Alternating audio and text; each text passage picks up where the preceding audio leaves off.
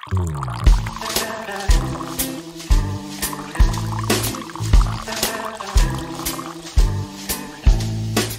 lagi di Ngopi at Batam Pos bersama saya Muhammad Iqbal. Kali ini kita ngobrol dengan politisi senior Kepri, Bapak Asmin Patros. Selamat sore Pak Asmin. Selamat sore. Apa kabarnya Pak? Izin buka. Ya, silakan Pak. Baik kabar Pak? Alhamdulillah baik. Baik ya Pak.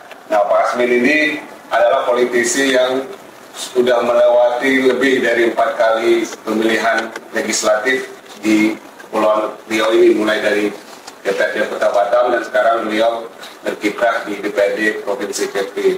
Sangat menarik karena di satu sisi beliau juga seorang politisi yang berlatar belakang dari marga Tionghoa. Nah, kita mau ngobrol-ngobrol nih dengan Pak Asmin. Awalnya terjun ke politik itu gimana ceritanya Pak?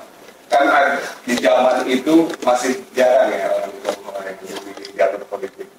Jadi memang kalau mau dibilang nggak sengaja, ini pilihan. Jadi ketika tahun 98 terjadi reformasi, kemudian 9 itu pemilu, saya diminta oleh almarhum Pak Haji Muhammad Amin, waktu itu beliau ketua Badan, supaya ikut mencalonkan diri jadi anggota DPRD Provinsi Riau. Waktu itu masih Provinsi Riau. Jadi saya diminta calon. Saya bilang, ya kita kalau Provinsi Riau kan kita cuma bisa dapat, ya udah nggak apa-apa calon aja katanya gitu. Makin maju dulu. Ya makin maju dulu. Terus ya karena kita ini memang dari awal sudah ikut aktif di ikut sama Pak Haji Sabtono, karena Pak Haji Sabtono waktu itu bendahara Partai Golkar, jadi selalu ikut sama beliau mengikuti rapat-rapat maupun kegiatan-kegiatan Golkar, sehingga ya itu ikut pencalonan. Nah, alhamdulillah keluar undang-undang baru, Batam dinyatakan menjadi kota otonom, Dan punya DPRD sendiri. Dibentuklah DPRD pada tahun 2000 menggunakan konversi suara hasil pemilu yang 99 itu ya. berdasarkan jumlah perolehan suara Golkar dari 30 anggota DPRD Batam, karena sesuai dengan jumlah penduduk karena dapat 30 kursi, Golkar mendapat 6 kursi. Nah, kebetulan waktu di provinsi itu kepilih satu, Pak Haidir, Pak Dr. Hewan Haidir menjadi anggota DPRD di Provinsi Riau. Nah, alhamdulillah waktu itu jadi ketua di sana. Nah, kami yang nomor urut berikutnya otomatis terdongkrak naik. Nah, alhamdulillah saya termasuk salah satu dari 6 orang itu yang masuk pada periode pertama. Jadi disitulah sebetulnya mengawali sebagai anggota dewan. Tetapi sebetulnya sebelum itu memang punya latar belakang ketika saya kecil, saya di kampung di Dabo Singkep. Saya maaf karena memang hidupnya latar belakang keluarga ekonominya memang keluarga yang susah. Saya harus jual kue. Tiap hari saya jual kue kalau ada proses sidang, karena di kampung saya di Dabo itu tidak tiap hari ada sidang, karena dia sidang sewaktu-waktu aja, karena dia cabang pengadilan ya, pengadilannya tuh cabang dari Pinang, sehingga sidangnya sewaktu-waktu aja. Nah, setiap kali sidang itu saya selalu sempatkan, walaupun jual kue, saya sudah sempatkan pergi lihat sidang, karena sidang itu juga sebuah tontonan, sebuah hiburan. Nah, dalam proses persidangan itu seringkali saya melihat bahwa kok seseorang itu baru jaksa ngajukan tuntutan, kok pada saat pemeriksaan kesannya tuh si terdakwa ini udah jadi orang salah gitu. Kadang-kadang mohon maaf, kadang-kadang mereka mendapatkan pertanyaan-pertanyaan yang betul-betul memojokkan dan lain sebagainya. Dari situ timbul rasa, waduh, ini harus istilahnya diluruskan. Nah, agar supaya saya bisa terlibat untuk bisa meluruskan hal semacam ini, tadinya cita-citanya di kampung saya mesti sekolah ilmu hukum, paling tidak saya bisa imbangi Pak Jaksa sama Pak Hakim. Berangkat dari situlah kemudian saya sekolah ilmu hukum di S1 di Katolik Parahyangan Bandung, S1. Dan dengan modal itulah, dengan modal sarjana hukum itulah kita membekali diri. Nah itu jadi awalnya di situ. Jadi pilihan ilmu hukum itu juga mempengaruhi juga. Ya, dan saya memang melihat bahwa karena salah satu fungsi dari DPRD itu kan juga membentuk peraturan perundangan di situ legislasi ya. Jadi antara lain itu ya. Tapi keluarga waktu itu gimana Pak?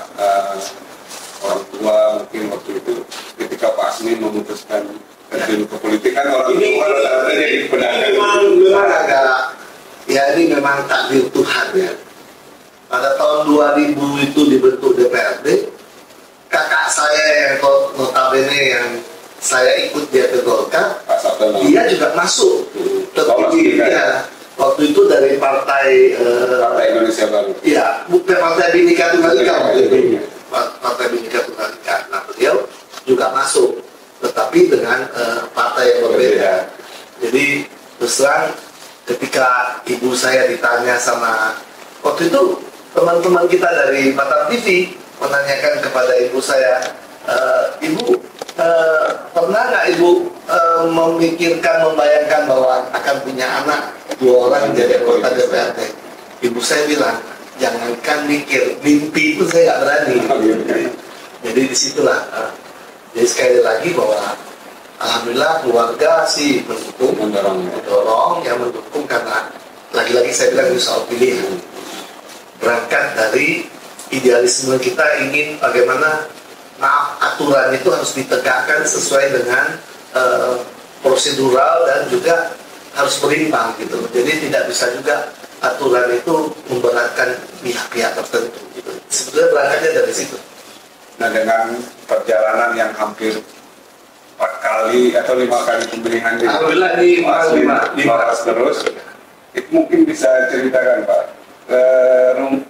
jurusnya apa itu bisa bertahan mungkin paslon satu-satunya mungkin yang bertahan.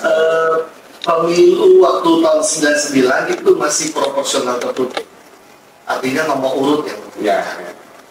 Tapi pemilu berikutnya 2004 itu sudah perolehan suara, artinya nomor urut bukan sesuatu yang menentukan jadi atau tidak, tapi perolehan suara.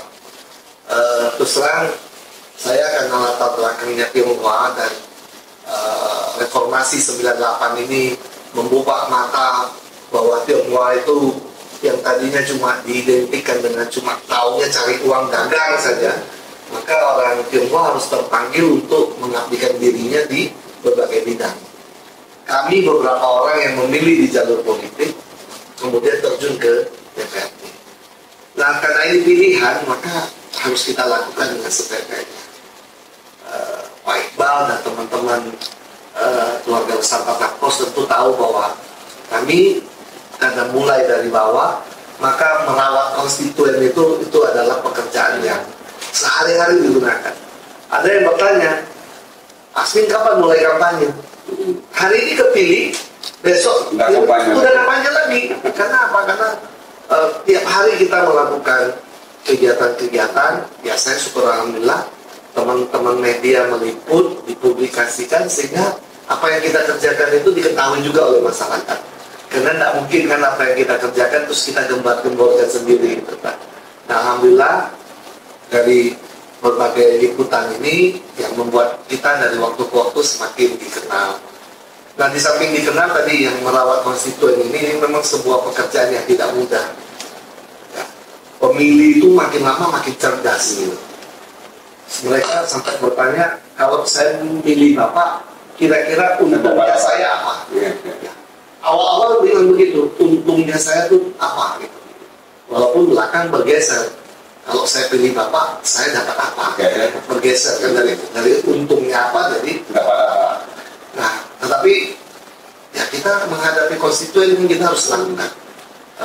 Saya selalu mengatakan bahwa kalau saya bisa memberikan 1, lebih baik saya berikan 1 daripada saya menjanjikan 5, tapi saya cuma bisa memberikan 1.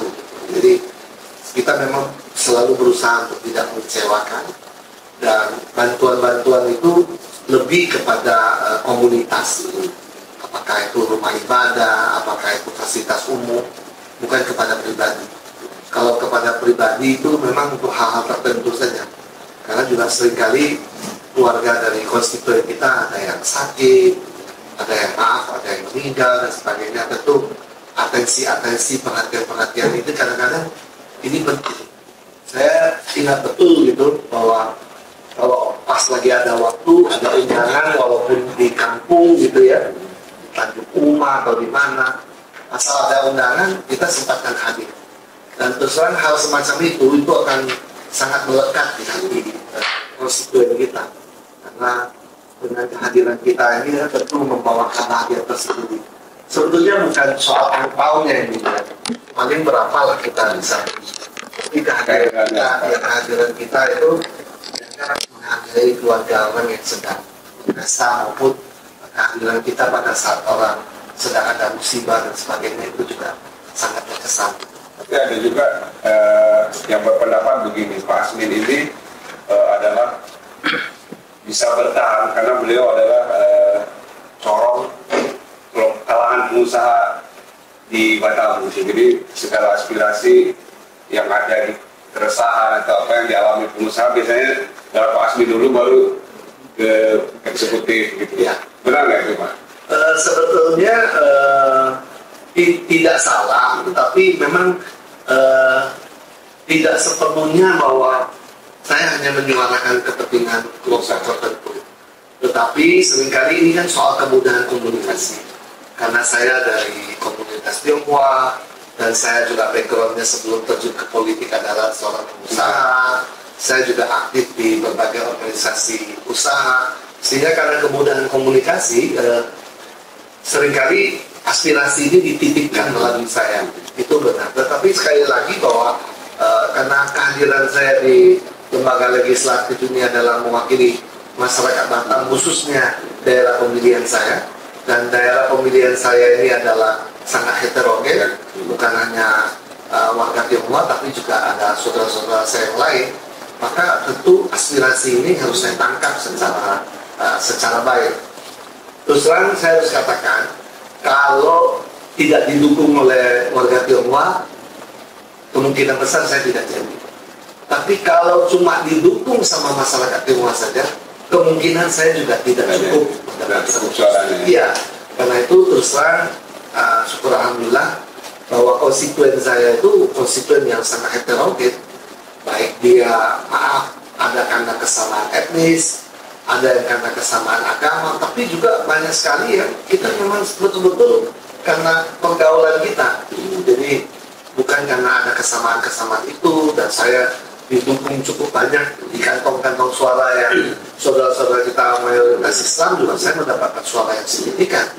Jadi salah satu contoh paling signifikannya di Tanjung Uma. Tanjung Uma itu hampir setiap pemilu saya mendapat suara alhamdulillah cukup signifikan. Ya. Nah, di dalam pilkada yang lalu kan kita tahu Pak Asmin ini Partai Golkar mengusung calon Pak Ansar. Tapi di sisi lain, publik juga tahu Pak Asmin itu sohibnya Pak Suryo. Nah, ada dilema, Pak Asmin sebenarnya kemana sih? Ke Tamas apa ke sana? Gitu. Gimana membedakan politik seperti itu, Pak? Politik itu kompromi. Saya selalu bilang bahwa politik itu kompromi. Politik itu jangan diposisikan hitam dan putih. Kalau yang namanya loyalitas partai, kita tidak ada pilihan. Tetapi kita tentu juga tidak boleh mengabaikan persahabatan. Dan saya bersyukur bahwa kedua tokoh ini memahami, satu, Pak Ansar adalah mantan ketua partai saya. Sampai hari ini beliau juga di Dewan Pertimbangan Partai. Saya harus loyal ini dukungan partai. Di sisi lain, Pak Suryo sebagai kandidat gubernur, walaupun dengan partai yang berbeda dengan dari PDI Perjuangan, tapi karena kami bersahabat, fine, kita tidak ada masalah. Sampai pemilu, pada saat pemilu kita tetap berkomunikasi, kita tetap persahabatan tetap berjalan seperti biasa. Kenapa itu bisa terjadi? lagi-lagi masing-masing orang mesti profesional, mesti bedakan antara kepentingan pribadi dan persahabatan. Ketika kepentingan pribadi harus mengalahkan kepentingan lebih besar, tapi ini kan tentu harus dipikirkan baik-baik. Maka harus kepentingan yang lebih besar. Nah, karena itu ya walaupun saya mendampingi Ansar kampanye ke sana kemari, tapi tidak merusak hubungan saya dengan Pak Suryo. Termasuk juga dengan Pak Istianto waktu itu. Ya, jadi sebetulnya kan ini semua kami kenal baik. Tiga-tiga ini orang baik, orang hebat. Hanya ya itu. Lagi-lagi saya percaya bahwa garis tangan kita Tuhan yang menentukan itu. Jadi kalau siapa yang jadi, pun saya pun jadi dia. Nah, sering juga di beberapa kali pilkada Batam itu, nama Pak Asmin sering disebut calon ini, kalau disokong pengusaha pasti yang nggak jadi gitu. Tapi kenapa nggak pernah muncul lanjut jadi ikut kontestasi pilkada? Jadi begini, saya tuh selalu mengukur diri dulu sebelum saya terjun. Misalnya contoh, kenapa saya baru setelah 3 periode baru beralih ke provinsi? Itu sebetulnya memang dengan hitung-hitungan yang matang. Samping kita perlu kaderisasi, tetapi juga kita melihat peluang. Kita kan tidak semata-mata pengen ikut, gitu. Kita pengen kita menang. Maka setiap kali pilkada saya kemudian disuarakan untuk ikut dan sebagainya, diam-diam kita melakukan survei gitu. Kan mohon maaf ini, kalau pasangan dengan si A, kemudian kita coba disurveikan dengan si B, pasangan dengan si C, kan kita lihat hasilnya. Nah ternyata memang beberapa kali waktu saya diajukan, saya survei, kalau saya tetap paksakan maju, sepertinya tidak menang juga. Berarti memang mana ada melakukan? Oh ya. Jadi kita survei istilahnya mengukur kita punya kekuatan, karena lagi-lagi saya bilang bahwa kita bukan mau ikut, kita mau menang gitu. Maka setiap kali kalau survei tidak ini, ya kita menyatakan tidak meneruskan. Pada suatu kali saya karena ada partai yang memberikan tiketnya kepada saya, serius memberikan tiket kepada saya untuk silakan ikut pilkada menggunakan tiketnya, dan tidak, waktu itu tidak ada pakai mahar-mahar. Saya sampai susah sekali mau menolaknya, sampai terakhir saya terpaksa ke Dewan Suro. Dewan Suro di keluarga ya ibu saya. Saya bilang sama ibu saya, ini begini-gini menurut mama gimana. Terus Dewan Suro membuat keputusan, cukup abang kamu aja lah, ya Pak Sabtono aja yang terjun di eksekutif, kamu nggak usah, kamu tetap di sini aja. Nah, dari situ jawaban itulah yang saya sampaikan kepada teman partai yang sudah menggebu-gebu, bukan cuma tiketnya, tapi dengan segala kekuatan sumber daya dia dukung habis. Akhirnya bisa mengerti. Saya bilang, mama bilang tak usah. Kalau sudah mama yang bilang tak usah kan udah ada yang berani bantah gitu. Jadi lagi-lagi inilah perjalanan yang terus terang kadang-kadang itu susah tuh ngambil keputusan. Tapi keputusan soal pilkada itu masih berlaku nggak, atau ada kemungkinan berubah suatu saat nanti gitu kan? Hari ini ibu saya sudah tidak ada, ya. Ibu saya sudah meninggal kurang 6 tahun ini, ya. Tetapi apa yang ibu saya sampaikan kepada saya masih ingat, ya. Dan saya tahu karakter ibu saya orangnya sangat demokratis. Salah satu wujud demokratis ibu saya adalah keluarga saya bebas memilih agama apapun. Pak Haji Sabtono kan Muslim, ya. Istrinya Kristen, ya. Saya Buddha, ya. Dan di keluarga cucu-cucunya juga macam-macam, ya. Jadi tidak ada masalah, sehingga saya memahami karakter ibu saya.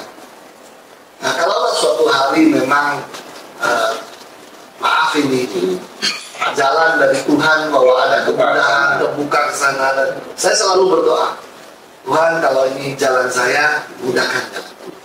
Kalau ini bukan jalan saya, jangan memberikan secuil harapan pun untuk lewat. Karena dengan saya bisa lewat, berarti saya harus ikut. Saya selalu berdoanya seperti itu. Jadi, sekali lagi bahwa sampai hari ini belum terpikirkan bahwa saya akan beralih jalur, dan kalau sama Tuhan diizinkan, sama masyarakat masih diberi kesempatan didukung, sama partai masih diberi kesempatan, insya Allah 2024 saya masih tetap memilih jalur legislatif juga. Kalau boleh satu kali lagi maju di DPRD provinsi, kemudian mungkin nanti kalau memang kepilih 2029, saya kira saya sudah waktunya harus pensiun. Oh, berarti sudah 6 periode kalau saya yang akan terakhir ya, untuk maju untuk di putaran terakhir lah. Karena di samping juga pertimbangan umur, juga kaderisasi. Saya kira sudah waktunya juga teman-teman yang sekarang tertahan di kota untuk naik ke provinsi, kemudian kader-kader Golkar yang baru bisa masuk mengisi DPRD kota. Pak, sekarang setelah generasinya Pak Asmin, Pak Sabtono, kemudian setelah itu ada Pak Yanderta dan lain-lain. Gimana gairah berpolitik generasi mudanya komunitas Tionghoa? Kepri ini. Memang betul bahwa belakangan muncul banyak kader-kader muda ya yang dari Pak Johannes Tionghoa ya yang pernah masuk ya. Hari ini ada Pak Likai, ada Pak Hendra Asman, ada Pak Nadi dan sebagainya. Dan lagi-lagi ini kita memang berharap bukan kader Tionghoa ini bukan sekedar ingin menjadi anggota dewan saja, tapi harus benar-benar ikut mewarnai. Karena apa? Karena cita-cita kita waktu kita memilih jalur politik ini kan bukan sebuah keputusan yang mudah, sebuah keputusan yang diambil dan harus dijalankan dengan sebaik-baiknya. Dan saya melihat bahwa kader-kader yang muda sekarang juga makin banyak ya, terutama di beberapa partai juga memberikan kesempatan ya, karena tahu bahwa kader Tionghoa juga punya potensi yang baik, sehingga terbuka juga partai-partai yang lain. Ya harapan saya tidak lain dan tidak bukan adalah siapapun dia, kalau dia sudah jadi anggota dewan, jangan merasa dia hanya mewakili etnis tertentu. Ya. Ketika kita sudah terpilih, maka kita harus mewakili semua. Terjun ke politik ini nggak boleh jadi ajang main-main, ini mesti totalitas gitu. Begitu Anda putuskan Anda masuk, Anda harus melakukan yang terbaik untuk daerah ini, untuk bangsa dan negara ini.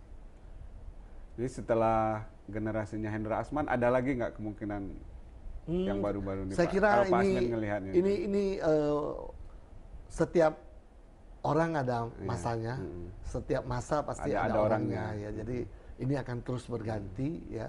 Setelah kami yang sekarang sudah boleh katakan generasi awal ya, generasi awal kan, waktu kita pertama tahun 2000 dibentuk sampai hari ini kan sudah 20 sekian tahun gitu loh. Jadi akan lahirlah generasi-generasi baru. Dan harapan saya generasi-generasi baru harus lebih baik daripada generasi-generasi yang kemarin, karena mereka sudah punya waktu yang cukup untuk belajar. Kalau kami dulu kan tidak ada waktu untuk belajar. Karena DPRD itu periode pertama kali DPRD, 30 anggota DPRD itu tidak ada yang pernah jadi anggota DPRD. Jadi semua dari nol.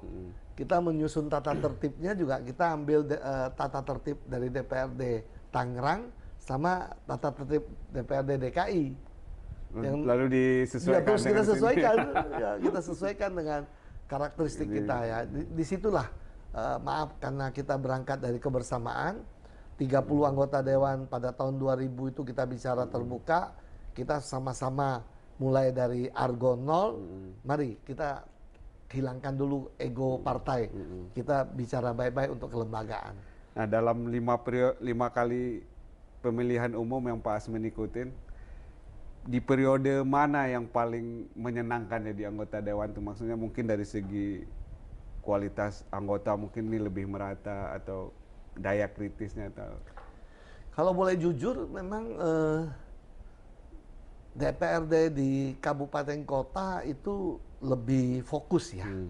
Lebih fokus karena kita mungkin dapilnya lebih kecil sehingga bisa lebih fokus kita melaksanakan tugas dan tanggung jawabnya. Jadi kalau dibilang periode yang mana, tentu saat berada di Batam. Ya, mungkin periode pertama itu kami baru belajar.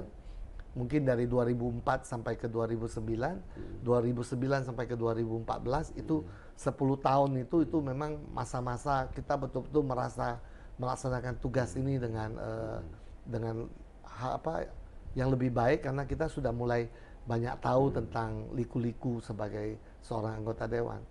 Nah, ketika saya tahun 2019 menjadi anggota dewan di di provinsi 2014 ke 2019 kemudian kepilih lagi. Nah, memang di DPRD provinsi suasananya jadi lain. Jadi lain karena dapil lebih sunyi, Pak. Memang lebih sunyi dan karena memang kita juga berkantornya ini di Tanjung Pinang ya. Dan kita ini pulang pergi sehingga ya memang agak sedikit beda lah suasananya selama kita menjadi DPRD di provinsi. Namun dari rentang waktu itu, dari pemilu ke pemilu, secara kualitas gimana penilaian Pak Asmin terhadap anggota DPRD kita? Ya, memang pemilu ini terjadi seleksi yang betul-betul dilakukan oleh bagaimana kualitas daripada pengkaderan sebuah partai. Jadi ada juga, mohon maaf, ada juga anggota dewan yang terpilih karena beliau populer, bukan karena punya background tentang istilahnya legislasi dan lain-lain sebagainya. Tetapi hal ini akan terjadi seleksi alam. Orang akan lihat pada periode berikutnya apakah orang ini selama dia jadi anggota dewan kira-kira apa yang sudah beliau kerjakan gitu. Jadi sekali lagi bahwa kualitas daripada anggota dewan ini satu ditentukan oleh pengkaderan di internal partai, kedua juga terjadi seleksi secara alamiah oleh masyarakat yang memilih. Jadi pemilih ini makin lama makin cerdas sehingga betul-betul memilih dewan. Ya mohon maaf kalau ada yang dulu mengatakan bahwa siapa yang ngasih kemudian itu yang dipilih, menurut saya tidak sepenuhnya benar juga bahwa pemilih sudah cerdas gitu. Jadi mereka selalu berusaha memilih yang terbaik gitu. Jadi ya otomatis seleksinya jadi pada saat pemilihan udah terseleksi gitu loh. Jadi ya lagi-lagi memang kembali lagi kepada pengkaderan partai. Pada saat kita menyusun caleg itu kan kita sudah ada memperhitungkan juga bobot-bobotnya dan sebagainya. Kenapa ada kader yang ditaruh nomor urut 1? Sekalipun nomor urut 1 itu bukan menentukan dia jadi atau tidak. Tetapi menaruh dia nomor 1, nomor 2, nomor 3 dan seterusnya, itu tentu ada pertimbangan internal di partai masing-masing. Jadi seleksi atau kualitas daripada caleg ini atau anggota legislatif ini memang selain ditentukan oleh kaderisasi di internal partai, juga ditentukan oleh masyarakat yang memilih. Nah, Pak Asmin ini kan orang juga tahu, publik juga tahu punya hubungan yang baik dengan semua kalangan ya, termasuk dengan eksekutif lah. Gitu. Tapi di satu sisi kerap kali juga kebijakan-kebijakan eksekutif itu dalam tanda kutip mungkin bagi kalangan pengusaha itu dianggap merugikan dan biasanya sampaikannya ke Pak Asmin gitu kan. Dan di saat berhadapan seperti itu gimana biasanya itu Pak? Kan satu teman satu mewakili aspirasi gitu. Jadi ini contoh yang paling konkret adalah menyangkut pajak dan retribusi. Misal dulu kasus UWTO lah di BP ketika BP ingin naikin tarif. Betul. Pengusaha total semua menolak. Gitu. Sementara di sini kan temannya Pak Asmin. Jadi memang itu kuncinya di komunikasi. Lagi-lagi pengusaha ini sebetulnya juga bisa diberi pemahaman asalkan kita mengadakan dialog, mengadakan komunikasi yang baik. Jadi seringkali karena ada terjadinya sumbatan di komunikasi sehingga informasi yang utuh itu tidak tersampaikan. Nah, kita kan melihat juga bahwa masyarakat Batam akhirnya menerima kalau pemerintah ada menaikkan apa dan sebagainya. Karena apa? Karena juga melihat hasil pembangunannya gitu. Karena pajak atau retribusi yang dipungut dari masyarakat itu dikembalikan dalam bentuk pembangunan ini. Kita lihat hari-hari ini di Batam, di Kepulauan Riau, geliat pembangunan ini terus dilakukan. Setiap kepala daerah, baik itu di kabupaten kota maupun di provinsi, berlomba-lomba memberikan yang terbaik. Karena apa? Karena ini akan dicatat oleh masyarakat. Masyarakat akan mencatat, oh, ini sejarah, ini siapa yang mengerjakan, siapa yang melakukan ini. Dan dengan semakin banyak dia membangun, besok lusa kalau ada kenaikan tarif WTO, ada kenaikan tarif retribusi maupun pajak, yang seperti contoh sekarang kami di DPRD Provinsi sedang akan merevisi perda tentang retribusi, khususnya tentang retribusi pekerja asing. Saya kira kalau nanti misalnya terjadi penyesuaian tarif dan lain sebagainya, masyarakat sudah tidak terlalu alergi, tidak terlalu merasa keberatan. Karena apa? Karena dilihat juga dengan pembangunan. Hari ini di ibu kota provinsi, di kota Tanjung Pinang, sedang digesa beberapa proyek strategis oleh eksekutif, oleh Pak Gubernur. Antara lain akan dibangun jalan layang, ya, flyover untuk mengurai kemacetan di kota Tanjung Pinang. Kemudian juga akan ada penataan di Pulau Penyengat, ya, pulau bersejarah yang tentu perlu dibuat sedemikian rupa, tetap historisnya itu, kebudayaannya tetap terpelihara, tetapi juga melakukan sesuatu pembaharuan yang bisa menarik wisatawan untuk berkunjung. Jadi sekali lagi bahwa komunikasi itu menjadi sangat penting. Sering betul tadi sampai ada pengusaha yang ngomong, kerjaan kamu apa? Kok masa urusan kayak begini ini? Nah, waktu itu saya paling terasa tuh waktu menaikkan persentase pajak penerangan jalan. Pajak penerangan jalan itu persentasenya itu dikenakan itu dari bil penggunaan. Jadi misalnya kawasan industri 1 bulan pakai 100 juta. Kalau dia dikenain 1%, berarti dia kena 1 juta. Yeah. Tapi kalau dia dinaikkan dari 5% naik jadi 8%, dia tambah 3 juta lagi kenanya. Jadi, nah hal semacam ini kemudian mereka protes gitu ya, menyampaikan keberatan. Tetapi lagi-lagi, seperti yang Iqbal bilang, setengah badan saya ini juga sebagai pemerintahan, karena namanya pemerintahan itu adalah eksekutif dan DPR.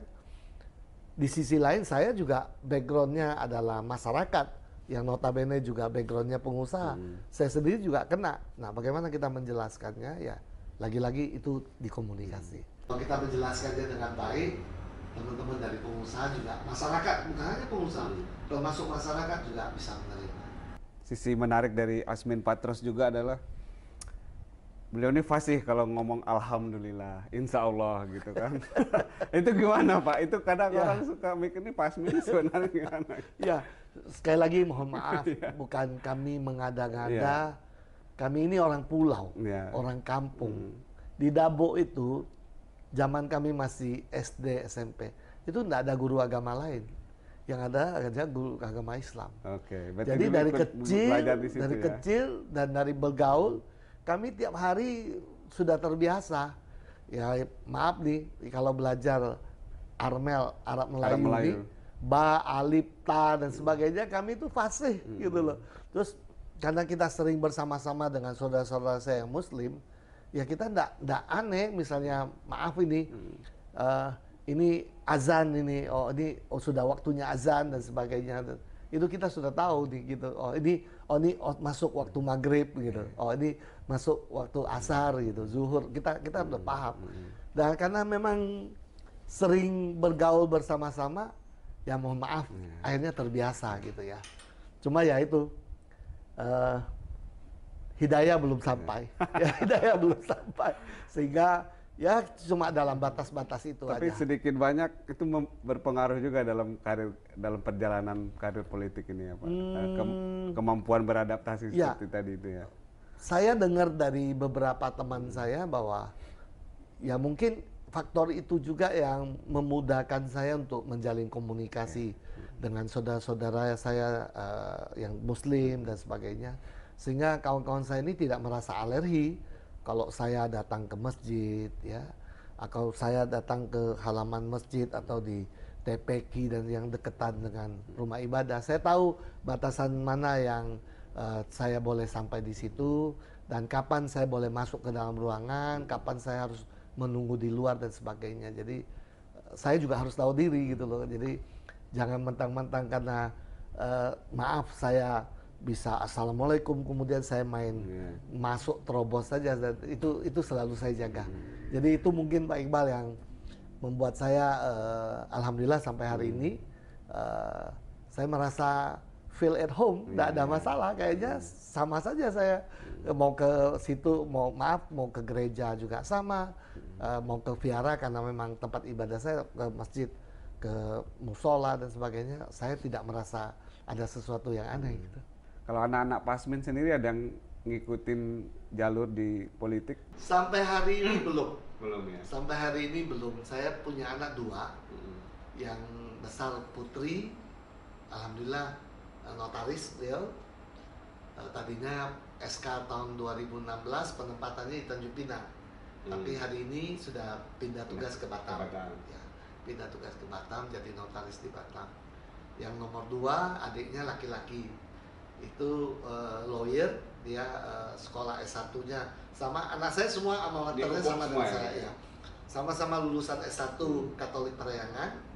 Cuman putri saya yang notaris ini S2-nya di UI. Ya. Pernah ke sini.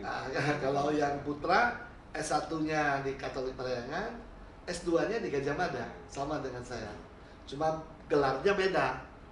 Satu putri saya SH MKN, Magister Kenotariatan. Anak saya yang laki MH, SH MH, Magister Hukum. Asmin SH Hum, Humaniora, karena waktu itu Gajah Mada masih mengkelompokkan ilmu hukum itu di Humaniora, sehingga gelarnya jadi 3 orang, gelarnya beda-beda. Nggak ada nampak ini Pak, keinginan dari intensi dari mereka untuk terjun ke politik? Sampai hari ini belum. Ada, ya. Saya sering ngobrol-ngobrol gitu. Ya, saya sering ngobrol-ngobrol. Sepertinya masih belum, Tetapi ya ini lagi-lagi saya bilang pilihan. Saya selalu menyampaikan sama anak-anak bahwa orang tua itu cuma menunjukkan jalan. Kemudian yang meneruskan kamu mau jalan belok ke kiri, mau belok ke kanan dan selanjutnya sudah kamu sendiri yang menentukan. Itu soal pilihan. Jadi kami sudah mengantarkan mereka sekolah, terus mereka meneruskan ke S2 itu kan pilihan. Nah setelah S2 karirnya sudah dia menentukan sebagai pilihan masing-masing. Nah kalau di Pak Asmin sendiri, kan tadi rencana hidup Pak Asmin terakhir ikut pemilu 2024. Setelah itu apa rencana hidupnya Pak Asmin? Ya, saya akan, kalau memang diizinkan, karena saya sampai hari ini juga memang aktif di Palang Merah Indonesia, saya akan terus mengabdikan diri di bidang kemanusiaan, di paguyuban sosial marga Tionghoa, di HK Batam, ya. Juga saya mungkin nanti akan terjun juga di berbagai organisasi yang lain, yang pasti sosial. Akan di sosial kemasyarakatan dan di bidang kemanusiaan. Karena lagi-lagi saya pikir bahwa sebetulnya berbuat sesuatu itu bisa di mana saja. Ya, yang penting kita punya niat, punya tekad yang sungguh-sungguh melaksanakan. Dan karena moto hidup saya adalah kehidupan saya tuh harus punya arti bagi orang lain. Berangkat dari moto itu, saya pikir walaupun nanti saya sudah pernah tugas di DPRD, kalau saya nanti masih mengabdikan diri di jalur kemanusiaan, insya Allah hidup saya masih punya arti buat orang lain. Baik Pak, terima kasih banyak bincang-bincangnya. Mudah-mudahan apa yang dicita-citakan Pak Asmin dalam hidupnya, terutama berkarya di bidang sosial kemanusiaan, setelah nggak lagi nanti terjun di politik bisa diwujudkan ya Pak. Insya Allah. Meskipun sekarang sebenarnya udah berjalan juga ya, Pak Asmin kan sekarang menjabat sebagai Wakil Ketua di PMI Kota Batam ya Pak. Ya. Demikian bincang-bincang kita hari ini dengan Pak Asmin Patros, politisi senior di Kepulauan Riau. Jumpa lagi di Ngopi @Batam Pos berikutnya. Terima kasih. Yes.